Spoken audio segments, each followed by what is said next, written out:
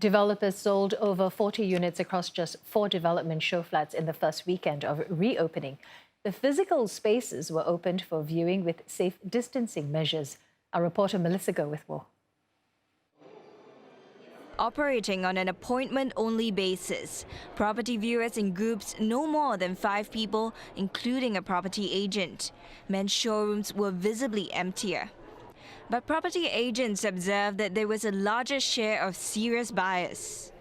Jadescape, a condominium development by Qingtian Realty, saw 130 appointments and sold 11 units. During the COVID period, we actually had done a lot of Zoom sessions, and some of them actually viewed virtually. But of course, some of the buyers still keen of looking at the real thing. People still want to feel the actual thing, and today they are not paying. They are talking about paying $1 million for every unit, so they just want to be sure what they are paying for. Some property agents say the majority of the sales closed when the showrooms reopened with clients engaged earlier online. Florence Residences by Logan Property, which was launched more than a year ago, sold 20 units with just 80 viewing appointments. Meanwhile, Park Clematis by Singhai, launched last September, also saw renewed interest. 7 units were sold with 100 groups visiting the showrooms.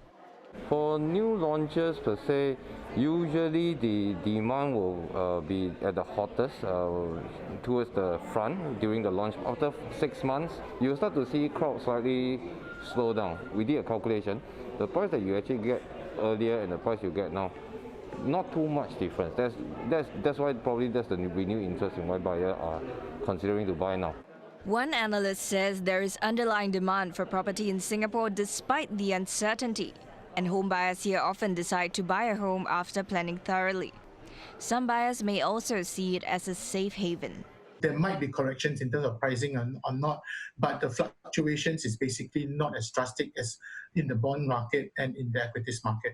So I think some Singaporeans might park some cash into the property market, hoping to see some stabilization, or also called a security asset.